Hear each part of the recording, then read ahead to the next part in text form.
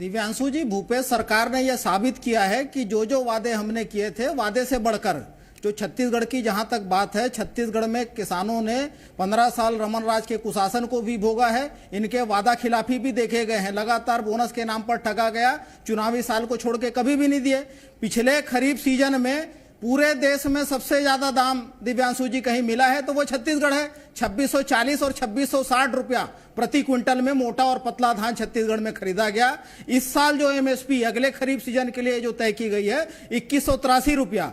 और बिना भेदभाव के भूपेश सरकार किसानों को जिसका जितना रकबा उतना उनकी हिस्सेदारी, जो राजीव गांधी किसान न्याय योजना के तहत 9000 रुपया प्रति एकड़ इनपुट सब्सिडी दी जा रही है। 15 कुंटल खरीदा जाता है। यदि उसको आप 9000 को 15 से डिवाइड करेंगे तो 600 रुपया अतिरिक्त है एमएसपी के। 600 रुपया उसमें काउंट करेंगे तो 2783, मतलब लगभग 2800 रुपया आने वाले खरीफ सीजन में छत्तीसगढ़ के किसानों को धान की कीमत मिलेगी। यूपीए के समय में जो औसत एमएसपी की वृद्धि दर थी वो 13.8 थी। जो 2004-5 से लेकर 2013-14 तक जो एमएसपी में कुल वृद्धि हुई थी वो 138% थे। और 2024 में केंद्र में ये किसान विरोधी मोदी सरकार की विदाई होगी तो ये जो एमएसपी जब बढ़ाने की बात आती है तो ये केवल 6% बढ़ाते हैं। 6.8% इनका औसत वृद्धि दर है। जब केंद्र में इंडिया की सरकार आएगी तो किसानों को जो औसत वृद्धि दर है वो 14% है।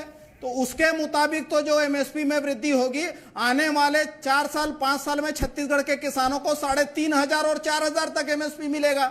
छत्तीसगढ़ इकलौता ऐसा राज्य है दिव्यांशु जी जहां के 88% किसान धान की खेती करते हैं। 20,000 से ज्यादा वैरायटी है केवल धान की। पूरे देश में और दुनिया में चावल का संकट हो रहा है। किसान जो है बढ़ती लागत को देख के मोदी निर्मित जो महंगाई है उससे त्रस्त होकर धान की खेती करना कम कर दिए हैं। लेकिन छत्तीसगढ़ के किसान हैं जो दूसरे राज्यों में भी केंद्रीय योजनाओं के लिए जो अन्न की जरूरत हो रही है उसकी पूर्ति कर रहे हैं। तो ठीक है, 15 साल इनके कुशासन में बोनस के नाम पर ठगा गया। कर्ज से लद के औसत दिव्यांशु जी रोज 4 किसान आत्महत्या करने मजबूर। किसने ठगा, किसका फायदा, किसका नुकसान, विश्लेषण जनता करेगी। 11 लाख करोड़